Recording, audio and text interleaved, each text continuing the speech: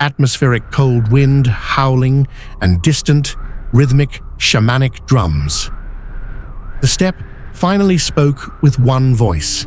When the nine-legged white banner was raised, the world did not yet know how the very earth would tremble beneath it. I was there, the day the wind itself changed direction. Temujin was gone. Now, there was only Genghis, the universal ruler. The steppe finally spoke with one voice. When the nine-legged white banner was raised at the source of the Onon River, the world did not yet know how the very earth would tremble beneath it. I was there, standing in the cold morning mist, when the wind itself changed direction.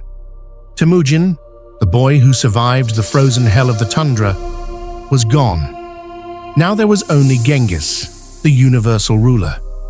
The tribes that had fought each other for centuries were now a single, iron-willed fist.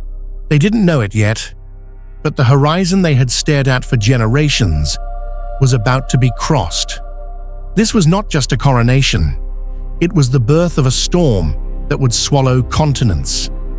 I watched the elders bow. I heard the shamans whisper to the eternal blue sky, and I felt the collective breath of 100,000 warriors holding for a signal. The age of the nomad had ended, and the age of the conqueror had begun. But the tribes were not just savage hordes. They were a calculated machine of war. While the armies of the world moved like sluggish giants, the Mongols moved like the wind itself.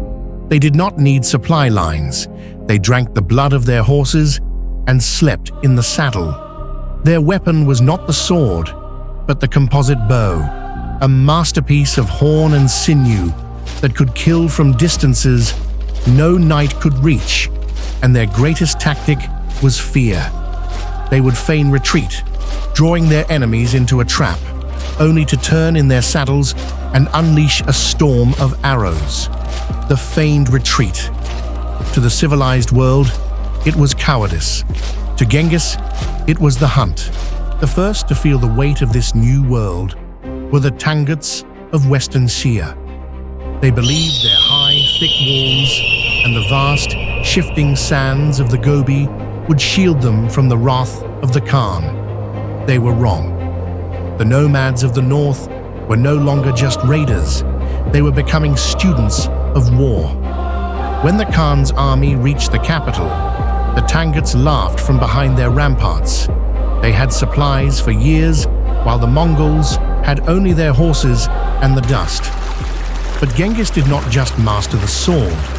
He mastered the very elements of the earth. He looked at the mighty river that fed the city and saw a weapon more powerful than any catapult. I stood on the high ground as the Khan's engineers worked like shadows in the night, diverting the massive currents. When the dams broke, the water did not just flood the streets, it washed away the Tanguts' hope. Their pride turned into mud, and their soldiers drowned in the very water that was supposed to keep them alive. It was the first time the world saw that no fortress, no matter how grand, could stop the Mongol tide.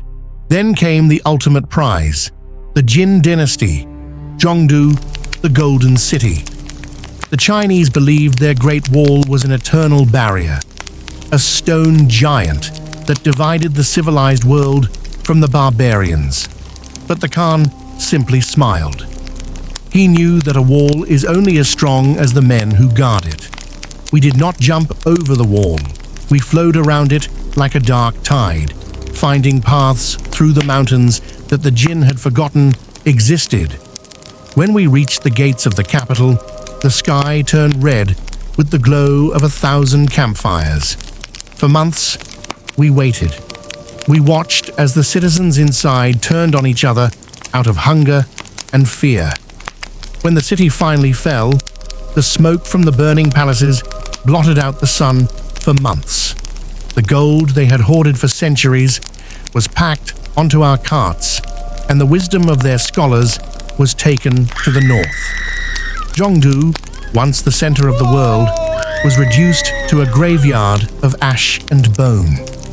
I walked through the silent streets, seeing only the ghosts of an empire that thought it was immortal. With conquest came silence. And in that silence, Genghis forged order out of chaos. He instituted the Yasa, a code of law written in iron and blood. Under his rule, loyalty was the highest virtue, and betrayal was the only sin punishable by death. He created an empire so secure that it was said a virgin carrying a sack of gold could travel from the sunrise to the sunset without fear of molestation.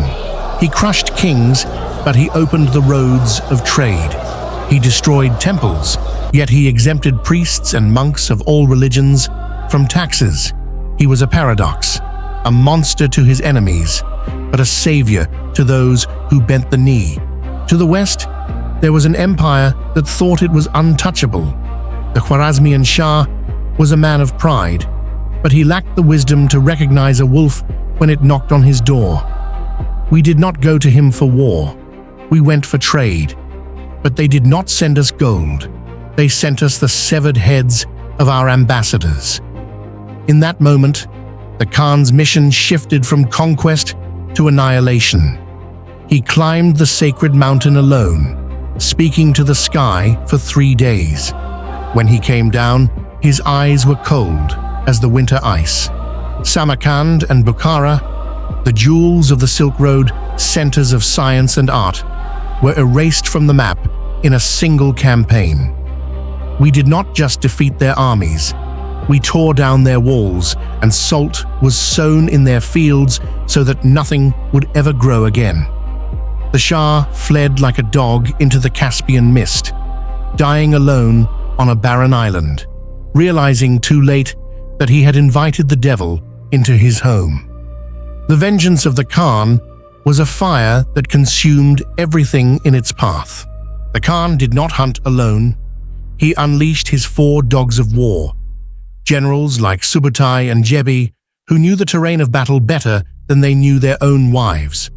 While Genghis sat upon his throne, Subutai rode west into the lands of the Rus and the icy plains of Europe. They were ghosts in the mist. Armies twice their size were encircled and annihilated before they even knew the enemy was there. They treated nations like herds of deer, driving them into killing zones with terrifying precision. The world had seen conquerors before, but it had never seen generals who treated war not as a duel, but as a mathematics of death. By the time the dust settled, Genghis Khan was no longer just a man. He was the scourge of God. He had redrawn the world in his image, creating an empire that stretched from the Pacific to the gates of Europe. The gates of the West were now wide open, and the world would never be the same again. The wolf had entered the sheepfold, and the shepherd was nowhere to be found. I am the witness. I have seen empires rise with a roar and fall with a whisper. And as I look at the horizon today, I still hear the thunder of those hooves in the distance. The Iron Empire has only just begun to strike, and its echo will last for 1,000 years. This is the legacy of the man who conquered the world. Witness.